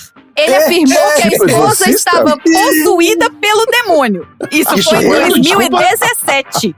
Não, o quê? 2017? Sim. Que isso? Eu sei que você fala... Se você era o juiz, você Eu faria a concedia mesma esse coisa. divórcio ou não? Eu pediria também. Não, eu pediria se ela vomitasse verde. Aí já é meio demais, né, meu? Mas o levitado é que é interessante, cara. Não, mas eles tinham que escutar o lado da mulher também, porque O essa mulher juiz tinha concedeu falado... o divórcio ao casal, sim, mas ele não aceitou essa justificativa e não quis culpar a mulher. Ele só falou, tá bom, maluco, beleza. Livramento isso, né? dela, tchau. Maluquice. Esse aqui agora foi em 97, olha só. Um casamento de 25 anos acabou repentinamente por pedido da esposa. Do nada, ela foi lá e falou assim, olha, não tô mais feliz, quero separar. O homem não entendeu nada, porque ele achava que ele era feliz na união. Mas 2 anos depois, ele descobriu que algumas semanas antes de pedir o divórcio, a mulher tinha ganho 1,3 milhão de dólares na loteria. Tá, não pode No fazer jogo. isso. Tem que Ela dividir. pediu divórcio porque não queria dividir o prêmio com o marido, então ficou quietinha pra não ter que partilhar. Não pode fazer isso. Mas deu certo? O divórcio saiu, porém, o valor foi adquirido enquanto ela ganhou o prêmio, ela ainda era casada. Exato. Sim. Ela Comunhão quebrou de a bens. lei disso e o marido entrou na justiça e ela teve que pagar metade do prêmio pro marido. Pro ex-marido, no caso. Ideia idiota. Nossa. Mano. Bom, Olha ficar só. com metade é melhor do que ficar com Fica a nada. dica aí pra galera do grupo do bolão. Não é pra separar depois de ganhar. Ou separa antes do bolão do prêmio sair, entendeu? Ou não separa. Bom, só existe um casal nesse grupo aí do bolão. Não, mas todo mundo é todo casado mundo ali. Todo mundo tem relacionamento, é. Ok. Isso porque a criança não se parecia com nenhum dos dois. Mas com quanto tem? A mulher alegou que ela não havia traído ele. Porém, Vai. ele descobriu que ela tinha feito várias plásticas antes de se conhecerem. Por isso o bebê era muito diferente. Ah, não, cara. Que merda. Meu Deus do Ele céu. pediu divórcio. Devia ser um neném feio, gente, uai. Mas que inacreditável. Não, que isso, gente? Caraca, isso ia ser um truque foda, hein? Que foda. Caralho, mas quantas plásticas a mulher ela fez pra virar outra pessoa? Não, imagina o bebê que saiu pra ele pensar nisso. Mas Pois isso não é. é possível. Bebê Rosemary, o que é isso? Olha só, mas olha essa Loucura. história aqui. Imagina, Dudu, você tem quase 100 anos de idade e descobre uma traição. Olha o italiano aqui de novo, ó. Um italiano de 99 anos encontrou cartas de amor de sua esposa que datavam dos anos 40, que revelavam um caso amoroso. Ah, E prescreveu. aí ele foi lá e pediu divórcio mesmo com a senhorinha pedindo perdão. Oxi. Prescreveu. Próximo. 60 anos depois, virou uso campeão. Exato. Olha só, que as redes sociais acabam com muitos casamentos, isso é verdade. Porém, teve um caso onde a mulher pediu o divórcio porque o seu marido não mudou o status para casado no Facebook. Ai, gente. Olha aí, Essa geração justo. de Olha aí, por hoje. que não? A geração de Nem Por que não quis postou, mudar? postou fotinho junto de perfil? Não, isso não precisa, mas... É, não, perfil de Não. casal é o ó, gente. E a galera Tinha que que é ser proibido neurótica por lei. coloca 2 nomes no mesmo perfil. É, É, Tem que ser fulana duplo. de fulano. Nossa. É. É muito assim. É aquele negócio da pessoa não confiar no outro, cara. Então, você não confia, velho. Não fica junto. Cacete. pois é. Aí tem aqui o depoimento de um advogado que ele cuida de casos de divórcio. E aí ele trouxe aqui algumas coisas que já aconteceram com ele, na empresa que ele trabalha. Ele tá assim, ó. Uhum. Eu lido com muitos divórcios no trabalho. Uma vez eu revisei uma queixa de divórcio que dizia que a esposa sempre deixava manchas de cocô no sanitário. Mas sempre. Ok, ela não Era passava uma alguma queixa coisa. de Justa que ela causa. deixava manchas de cocô no sanitário. Ué, mas sempre é Ela foda, não né? passava aquela escovinha lá. É no Brasil, esse aí não. Não, isso eu Não tô fala onde isso, é, não, né? isso aqui é traduzido. Aí, ó, um dos nossos clientes, um outro caso é que um dos nossos clientes nos procurou porque sua esposa havia sido pedida em casamento por um daqueles golpistas de internet que se passam pelo príncipe da Turquia. Ah, Ela acreditou, ia dar $45 mil pro cara, ia se mudar pra Turquia pra casar com ele. e o cara descobriu e impediu isso. Não, e ainda ela pediu divórcio pra isso e ainda disse pro marido, mas se não der certo eu volto. Ah, claro. Ah, tá, velho. Puta, Claro. fuder. É, gracinha, né? Gracinha. Ataque de oportunidade. Eu É, vou lá, mas eu volto com É, coisa. não, mas assim, vou lá tentar ficar rica lá, morar lá não sei aonde. Se não der certo, eu volto, tá? Fica esperando aí, trouxa. Mas olha só, uma cliente minha se divorciou do marido porque... Sua? Respira, Não, o gente. cara tá falando. Olha Ah, só. O advogado. Porque ele insistiu em levar a mãe para a lua de mel. O motivo? O Tomar no cu, motivo? eu também pedia. Vocês perguntam? O motivo? Ah, sem motivo. Você não quer nem saber o motivo, Tom? Você já pediu divórcio? Ele queria que a mãe dormisse junto. Não, a mãe ainda o amamentava. Que jeito, gente? Cara, caiu, chega, Sim, chega. o marido, um homem adulto, ainda era Não amamentado. precisa Meu mais Deus. aleatório de mais ninguém. Deus. Vou ficar só no da Meu Marina aí, Deus, continua meu aí. Deus. Vamos Agora terminar o eu vou lá episódio só embaixo. com a Marina falando. Porque puta Eu tava merda, super tá demais. animado com... Ah, mas olha esse outro caso aqui, ó. Caralho, Peraí, não. velho. Eu quero saber de mais detalhes desse Qual a bagulho. idade do Não, cara? só tem esse detalhe, gente. Não tem mais detalhe. Mas é a É idade. fofoca. É fofoca, eu não sei. O cara não Caralho. vai botar os detalhes do cliente dele na internet. Mas o cara, puta merda. Como, gente? Olha só, uma das colegas de trabalho se casou 7 vezes. E um dos divórcios é porque o cara era bonito demais, então ela não conseguia confiar nele. Pá. E outro Ah. divórcio é porque ele chegou em Eu não queria casa. falar nada, não quis expor a minha vida assim, mas a Gracinha falou isso também. Peraí, deixa eu ligar pra ela aqui rapidinho. Ô, Graça, entra nesse link aqui Ai, rapidinho. vamos fazer. questionar. Mas o outro divórcio dessa que se casou 7 vezes foi porque o marido chegou em casa com a marca errada de cachorro-quente que ela tinha pedido. Essa Ah, é muito boa. É, mas você Não. sabe o que é isso? É tipo assim, é o estopim do negócio, né? Porque assim, já tá a gota d'água. dando, já Não, mas pra negócio alguém que já casou tá... 7 vezes, vamos combinar que o estopim é bem curto, bem. É um pavio bem curto. Nossa pá, Senhora. viu? Mas Não eu é achei nada. maravilhoso. Eu imagino a situação do cara chegando com um cachorro quente. Ela olha e fala assim: não acredito que você trouxe esse cachorro quente. Seara Eu de não novo. consigo mais. Eu quero o fim do cachorro. Desisto. E o cara segurando o cachorro quente na mão. 2, né? O dele e o da esposa na mão. Entendeu? E sem saber o que fazer. Mas não cena tinha o outro maravilhosa. mais, acabou outra marca. Não quero saber, quero divórcio. Vou contar o Foda-se. último caso aqui, olha Se você não só. entende de salsicha, você não entende de porra nenhuma. Vou contar o último caso aqui, ó. Uma cliente se divorciou do marido porque leu as mensagens de texto dele. Sabe o que, Ok. que ela viu? Ela viu Não. que ele falava mal dos cachorros dela pros amigos. Esse aí é. Causa ganha, né? E vamos ficar por aqui, porque os outros coisas aqui são bem mais ladeira abaixo, então eu não quero continuar lendo. Mas tem um bem pesado, Fala um bem Pesado pesado. não, tem uns asquerosos aqui que eu não... então. Não, Melhor asqueroso, é só você, paulista, que tem problema com asqueroso. Eu não tenho, não. É, mas não, eu quero continuar com esse podcast Com aqui o podcast de família. limpinho. É. Pra deixar o podcast Então tá bom. limpinho. Tá, não basta a marca de cocô no vaso lá. E esse é o meu assunto aleatório. Maravilha, Bom. Maria. Amei. Muito obrigado por De não nada. ter deixado o podcast cair numa vala de tristeza assim. Obrigada, foi difícil.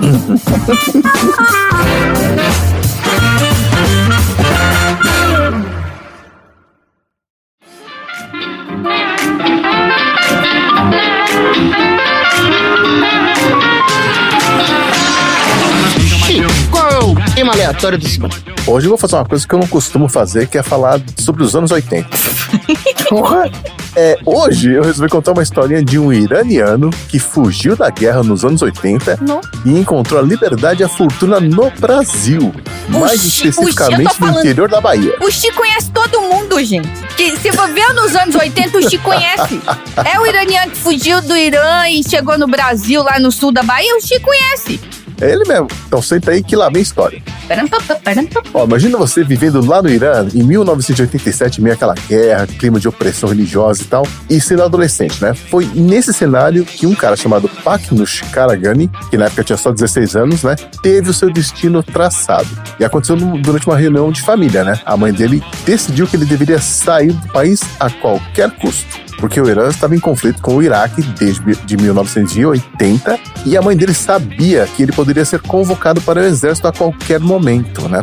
E bom, como se a guerra não fosse perigosa o bastante, né? Havia um outro problema. A família do Paknush era da religião Bahá'í e o governo iraniano na época via essa crença como contrária à sua doutrina. O Baha'u'lláh, o fundador da religião Bahá'í, era visto pelos seguidores como o mais recente mensageiro de Deus. Segundo o Baha'u'lláh, todas as religiões do mundo provêm da mesma fonte, e por isso são variações de uma única religião proveniente de Deus. Faz sentido, né? Os Bahá'ís acreditavam que todas as religiões têm uma mensagem espiritual válida, que a unidade religiosa era essencial para a paz mundial. Só que, né, o Estado teocrático iraniano negava a origem divina do Baha'u'lláh, considerava ele um impostor, e eles perseguiam seus seguidores por isso. E realmente, eram duas visões bem distintas do mundo, né? Por exemplo, os Bahá'ís eles defendem a igualdade entre homens e mulheres, enquanto o tipo de regime islâmico imposto no país desde 1979 determinava até a maneira como as mulheres tinham que se vestir.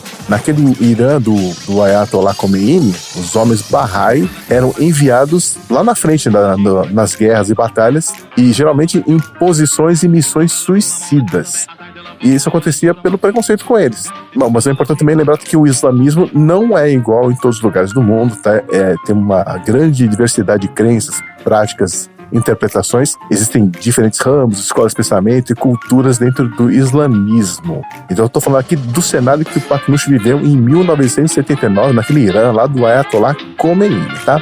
Mas voltando à história aqui. Depois que a família decidiu que ele tinha que ir embora, o Paknush, 10 dias depois dessa reunião, se mandou, nem mesmo se despediu direito da família. Então ele saiu lá de Karaj, que era a cidade dele, junto com um grupo de outras pessoas que estavam querendo fugir do país, foram até Zahedan, que era uma cidade iraniana ali próxima da fronteira com o Paquistão. Dali ele atravessou o deserto andando, pegando carona, em carroças, até com camelos, sempre escondendo o rosto, né? Até chegar a Quetta, no Paquistão. Ele andou mais de 700 quilômetros enfrentando esses perigos e dificuldades. Porque haviam patrulhas na fronteira ali que andavam armadas e que provavelmente matariam o Paknush se o capturassem. Então, nesse trajeto, ele acabou deixando tudo para trás, né? Os pertences, fotos, livros, tudo mais que ele estava tentando levar de recordação da família. Lá no Paquistão, ele ficou sob proteção da ONU. Ele ganhou visto de permanência até decidir para onde que ele queria ir em definitivo. A princípio, ele ia para os Estados Unidos ou para a Austrália, onde ele conheceu algumas pessoas, né? No entanto, os vistos para esses países demoravam muito a ser concedidos. Então, ele ficou sabendo que o Brasil havia aberto as suas fronteiras para os Bahais, oferecendo asilo religioso para todos os seguidores.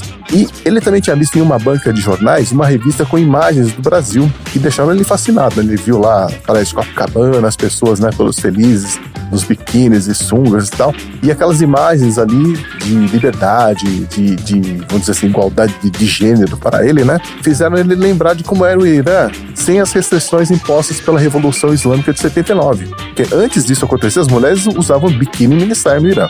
É, normal. É mesmo, você vê as fotos, né? Tem várias fotos na internet. São bizarras as fotos de Não, comparação. era normal. É impressionante a mudança. Pois é, mano. Então os Bahais iranianos foram os primeiros refugiados não europeus a serem acolhidos de forma irrestrita pelo Brasil. E o Paknush foi um dos primeiros a chegar. Ele desembarcou em São Paulo, tinha só $20 no bolso, e aí ele foi acolhido pela comunidade Bahai lá de Mogi Mirim, onde ele aprendeu o básico do português e conseguiu emprego numa serralheria. Aí depois ele foi trabalhar como auxiliar de eletricista numa fábrica de papelão e começou a desenvolver o português. Aí depois de um tempo, ele resolveu prestar serviço por um ano para a fé Bahá'í, né, divulgando a religião pelo Brasil. Aí ele se mandou, passou por Manaus, Porto Velho e chegou em Gurupi, no Tocantins, onde ele decidiu ficar.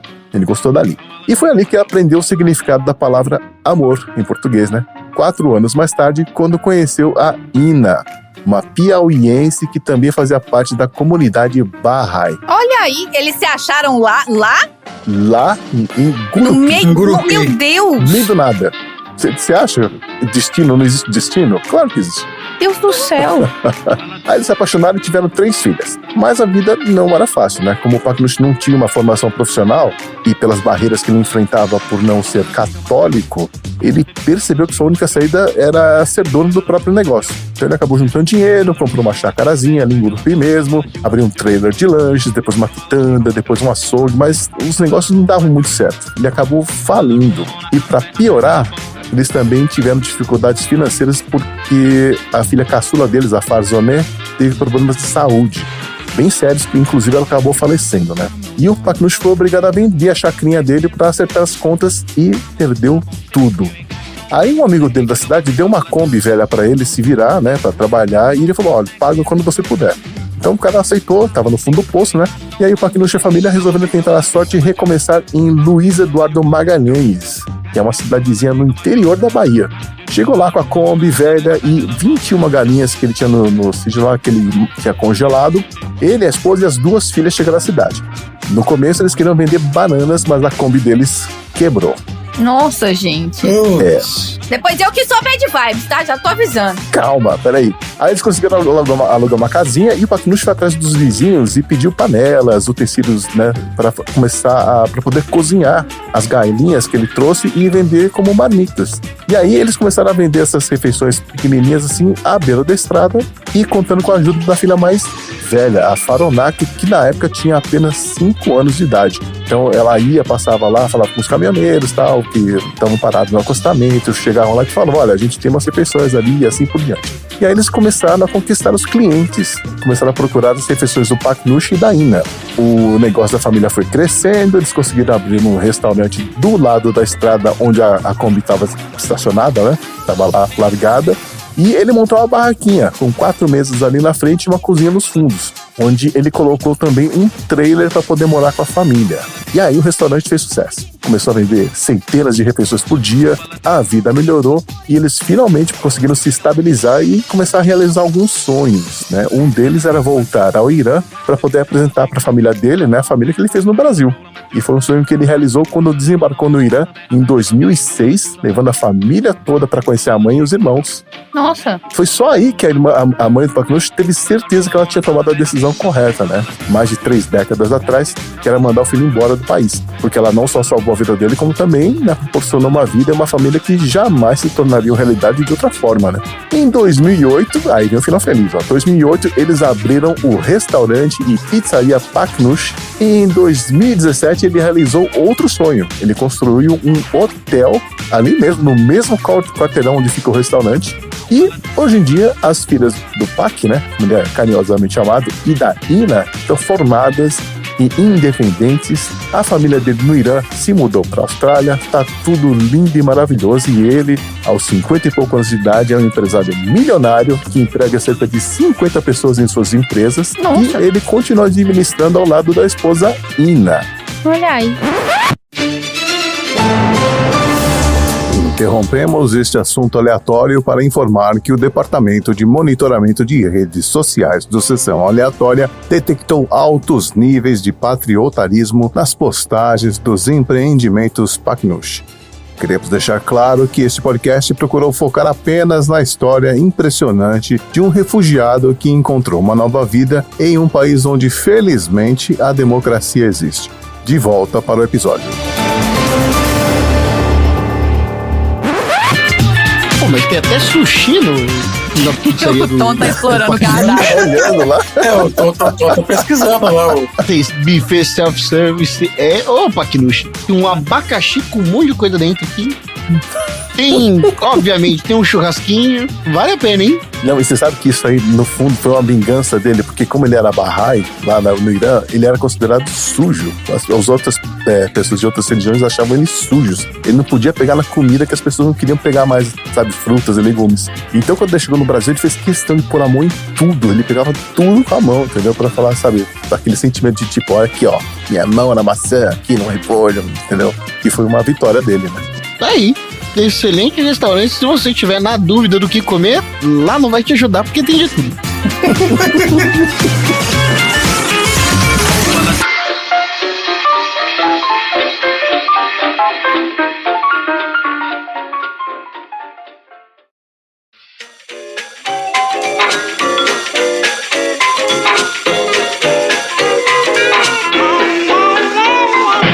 Então vamos para o último assunto aleatório do dia.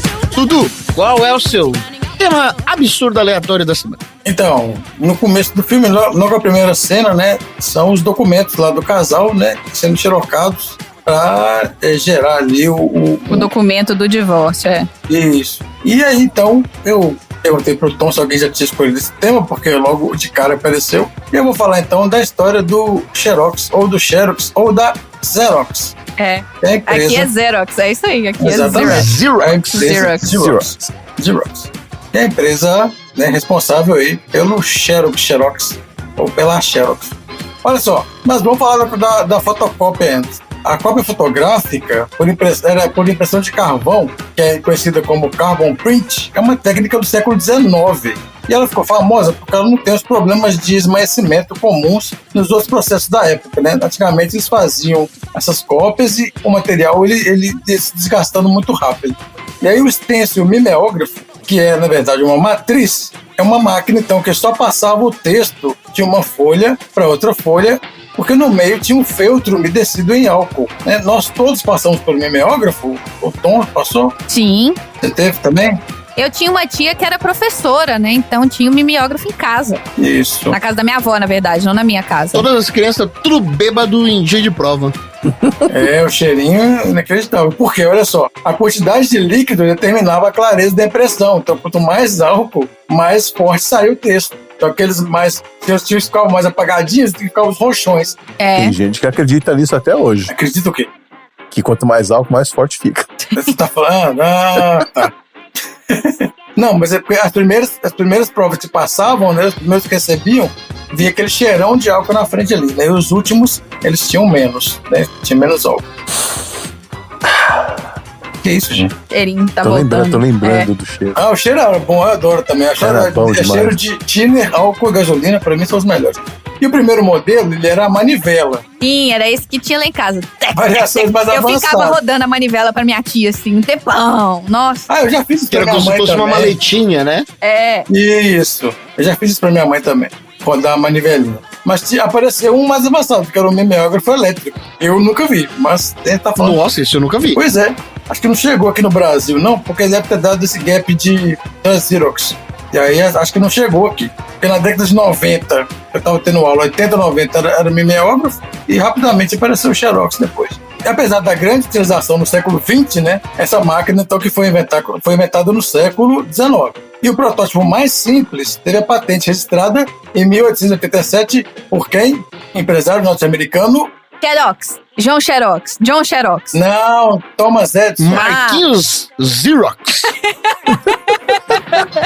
O Thomas Edison era conhecido como feiticeiro de Menlo Park, que é a cidade onde ele tinha as oficinas dele. O Thomas Edison registrou 2.332 patentes ao longo da vida. Nossa senhora. Também não tinha nada naquela época, é lógico que tinha que registrar.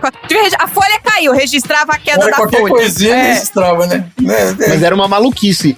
Tem aquele filme A Guerra das Correntes, filme incrível, inclusive, que mostra a treta do Thomas Edison e que tem lá o Tesla no meio. O cara era uma fábrica de invenção. Pois é, ele tinha várias oficinas e ele tinha várias coisas. E várias patentes, obviamente, né? Com certeza, a grande maioria não serviu pra nada, né? Mas uma ou outra ia funcionar. O fonógrafo, telefone, né? E aí demorou muito tempo para que alguém conseguisse inventar uma máquina eficiente para tirar cópias.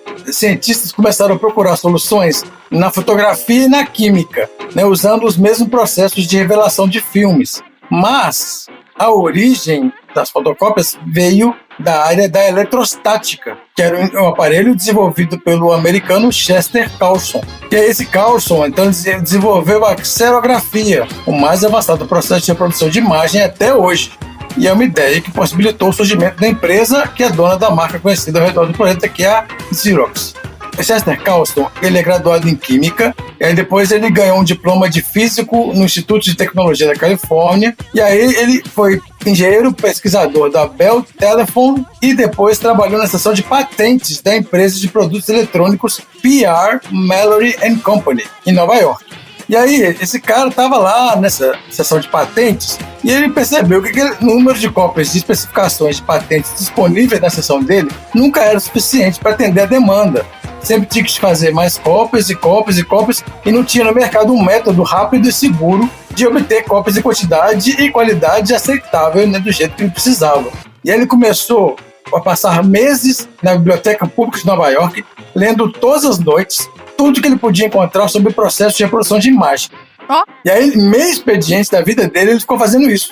Ele separou metade do tempo dele para resolver esse problema dele. E aí, ele conseguiu, num laboratório improvisado, em 22 de outubro de 1938, a fazer a primeira imagem xerográfica do mundo.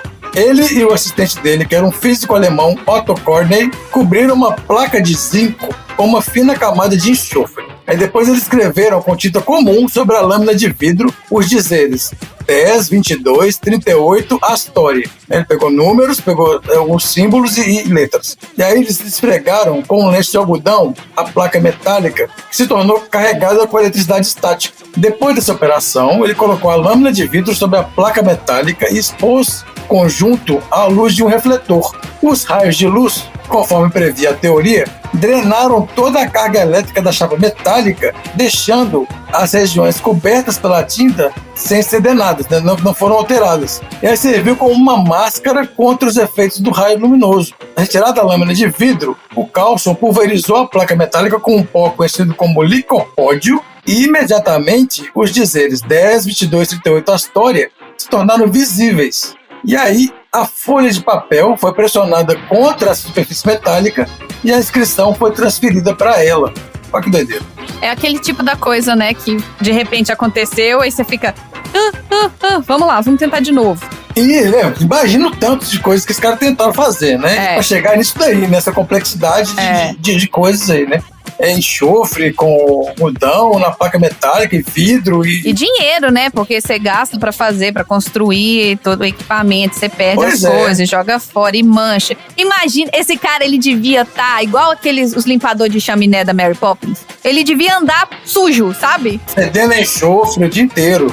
Ele começou então, né? Passou anos tentando vender essa invenção dele, só que sem sucesso. Os executivos e empresários não acreditavam que tinham no mercado essa capturadora tão eficiente quanto a do carbono. E o protótipo, obviamente, ele era pesado e era desalinhado. Era de uma geringonça, né? O cara tinha um negócio gigante. Uma das 20 empresas que rejeitaram a invenção dele foram, por exemplo, duas famosas, a IBM e a General Electric. E aí, em 1944, o Battelle Memorial Institute em Columbus, Ohio, contratou o Carlson para refinar o processo dele, que ele chamou de eletrofotografia. E aí, em 1947, eles fecharam um acordo com uma pequena empresa chamada Haloid, fundada em 1906, uma empresa bem antiga na cidade de Rochester. E essa empresa fabricava papel fotográfico. Então a Haloid obteve uma licença para desenvolver e comercializar uma cópia com base nessa tecnologia do Carlson. Posteriormente, essa empresa teve todos os direitos da invenção. E o nome Xerox nasceu, né, na era dessa Haloid, né, nessa empresa Haloid. O Instituto e seus novos sócios concordaram que a palavra eletrofotografia tinha pouco apelo mercadológico e alteraram. Então, teve um professor de línguas clássicas na Universidade de Ohio que sugeriu xerografia, né, xerografia. Era das palavras gregas para seco e escrita no seco, porque o mimeógrafo ficava molhadinho, tinha que esperar secar, né? Isso aí, você tinha que botar a folha uma do ladinho da outra, assim, você não podia empilhar elas assim que elas saíam. Exato, tinha que esperar um tempo, o negócio secar. E aí, xerografia é escrita no seco. E aí a palavra Xerox tornou-se a marca registrada. E a primeira das máquinas a ganhar prateleiras foi implementada somente em 1949, né, no ano seguinte, quando foi introduzida a primeira copiadora, inspirada no sucesso modesto das primeiras copiadoras da Xerox. A Haloid mudou o nome em 1958 para Haloid Xerox, por causa do sucesso do negócio. E aí a Xerox inventou e dominou o mercado de copiadoras desde 1984, quando as empresas tradicionais de tecnologia, como, né, Microsoft, Intel, nem existiam ainda. E aí teve uma mudança na presidência, que a empresa saiu do ramo só de fazer as máquinas copiadoras, né, um tal de Peter McCulloch, começaram a fazer as fotocópias também. Construíram um futuro diversificado dentro da tecnologia e criaram um super laboratório de pesquisa no Vale do Silício. Então, além das fotocopiadoras, da fotocópia, eles começaram a desenvolver outros equipamentos. Nos anos 70, ninguém tinha os melhores programadores do que a Xerox. E no final dos anos 70, a Apple já estava aparecendo como uma das empresas mais promissoras de tecnologia. E o Steve Jobs propôs um acordo que permitiria que a Xerox comprasse 100 mil ações da sua empresa por $1 milhão. Em troca, eles deixariam o pessoal da Apple entrar e ver as tecnologias no sublaboratório. O Steve Jobs sabia que tinha alguma coisa ali que estava prometendo. E a própria empresa não sabia o valor desse negócio que eles estavam fazendo. Em um certo momento, eles pararam de frente de um computador pessoal premiado da Xerox chamado de Alto.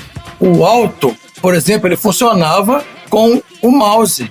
O Steve Jobs viu que era uma revolução. O mouse. Só a questão de existir um mouse ali. Ah, tá. Uma forma de poder mexer sem... Quem usa mouse até hoje? Todo mundo, né? É. E aí, não era só isso. O Steve Jobs tomou a sua de futuro quando ele viu essa visita guiada. O mouse deixava o computador fácil de controlar. As linhas de comando foram mudadas por ícones e janelas. Ah, olha aí. Janelas. Windows, janelas. Exato. O cara também tinha um sistema na empresa que eles clicavam e trocavam mensagem com outras pessoas dentro do laboratório, que foi a primeira rede de Ethernet no mundo. Olha aí! E os caras não percebiam isso. A empresa não estava... Eles estavam só mostrando, olha que legal que a gente faz e tal. E aí eles inventaram diversas coisas. Agora eu vou listar só para finalizar aqui, tudo que foi inventado pela Xerox e que ela não aproveitou e não patenteou o suficiente. Então foi o Alto, em 73, o primeiro computador pessoal do mundo. Eles inventaram a arquitetura MVC. Isso aqui é coisa da galera do TI, É sigla André não tá aqui não, então a gente acredita em você, vai, Dudu. Model View Controller. Se tiver errado, foda-se, eu tô pegando um negócio aqui. Não usem a gente no Enem, gente. Não, peguei aqui, É um padrão. Pode usar sim. Esse MVC é um padrão de arquitetura comumente usado para desenvolver interface de usuário que divide e organiza a aplicação em 3 partes interconectadas. Foda-se, não entendi. E aí, olha só, o Alto fazia o copia e cola Olha aí, Nem eu. Ctrl-C, Ctrl-V. Primeiro, Ctrl-C, Ctrl-V. Ele copiava e colava arquivos de um lugar para o outro, né? Material de um lugar para o outro. A verdadeira evolução na tecnologia. Eles também criaram a internet, que era aquela rede doméstica entre a Chatzinho, empresa, né? No laboratório deles, no superlaboratório dos caras. Eles inventaram as impressoras a laser, um método de impressão que produz texto gráfico de alta qualidade através de um feixe de laser. Aí Isso já... foi em 71. Nossa. Isso aí já era loucura, já. Pegaram a tecnologia lá do cunhado lá, né? E fizeram o quê? É, o cara do laser. Exato, do cara do laser. Eu tô colocando uma foto no grupo dos aleatórios agora da impressora a laser dos anos 70. O tamanhozinho que era. Deve ser um gigante. Olha aqui, inventaram a interface gráfica e o uso de computadores fazia com que qualquer um pudesse mexer nas máquinas, então não precisava mais navegar pelo teclado ou somente através de linhas de código, era só levar um mouse onde você queria clicar, abrir e fechar. O Smalltalk não é famosa pelo nome, mas é importante pelo conceito. É a primeira linguagem de programação orientada a objetos já criada. Na prática, né, a orientação dos objetos permite, além da facilidade e velocidade de desenvolvimento e reaproveitamento de código, que os desenvolvedores trabalhem com tudo aquilo que puderem imaginar, por mais abstrato que seja, som, imagem, vídeo. Eles inventaram o Super Paint, que é o avô dos softwares gráficos, e foi possível gravar a primeira imagem de vídeo em um computador. E tem o último aqui, que é o WYSIWYG. WYSIWYG. Como é que é? WY? WYSIWYG. Tá. WYSIWYG. O que é esse rolê? É quando os editores de texto eram linhas uniformes, né, uma debaixo da outra, surgiu esse WYSIWYG, que é a sigla para What You See is What You Get. Olha aí! Isso é música da Britney Spears. What you see is what you get. Tá, podia falar WYSIWYG. WYSIWYG, WYSIWYG, WYSIWYG. Ia ser mais sucinta a letra. Isso, então foi o primeiro, esse WYSIWYG foi o primeiro editor de textos que combinava gráficos e apresentava formatações e mostrava ainda no computador, né, algo próximo da versão que já seria impressa. Olha que doideira. Olha, então, eu coloquei aqui no grupo dos aleatórios, comparando esse WYSIWYG com o HTML, que o HTML é um código que tem os textos no meio. O WYSIWYG é exatamente como você vai ver. Então, olha só, isso tudo foi criado no laboratório da Xerox, mas eles não perceberam. E aí não patentearam esses negócios todos. Garoteou. Garotearam mesmo. E é isso aí, meu assunto aleatório. Eu tô colocando também aqui no grupo dos aleatórios os mouses da Xerox. Aquelas coisas que eles usavam como mouse que foram inspirados na inspiração pra Apple. Não, o negócio engraçado foi assim, a visão do Steve Jobs. É. Pô, os caras fizeram o maior laboratório do mundo com os caras mais foda. Eu vou entrar lá dentro e ver o que tá acontecendo. E o cara pegou um monte de coisa ali. É, então, é isso aí, gente. Se você não fica esperto, Não. tem gente olhando, entendeu? Exato. Moscou, Inacreditável. alguém patenteou. Excelente. E dia rico de aprendizados. E falando em aprendizados, o que foi que vocês aprenderam no episódio da semana? Eu não sei se eu aprendi, mas que amanhã eu vou jogar 10, 28 e 32 no jogo do bicho, com certeza. Burro, carneiro e camelo. Nossa senhora. O Xi tá pesquisando os números no bicho que ele vai jogar amanhã. Ai, ai. Eu aprendi que o restaurante iraniano tem pizza e sushi. Eu aprendi que a graça tem problema de vista. Então, se você, Tom, você quer falar que você aprendeu alguma coisa? Ou você não aprendeu nada hoje? Você só ensinou? Eu aprendi que nenhum de vocês prestam. Ah, que isso? Ficou amargurado. Então é isso. Chega por hoje. Fala tchau, gente.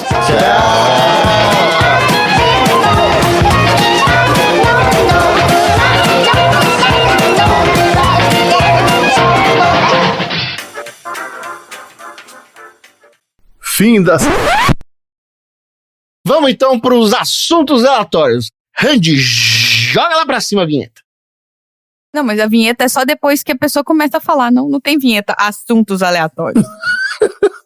Tem só o Agora X vai falando assunto aleatório. Não Agora tem, vamos não. ter que chamar Não, vamos chamar o aleatório vinheta. pra falar assuntos aleatórios. Não. Que coisa horrorosa.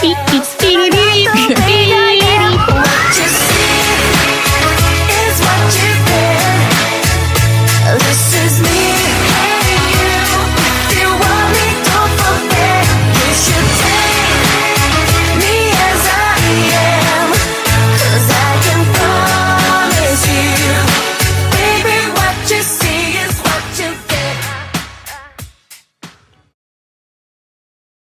Fim da sessão.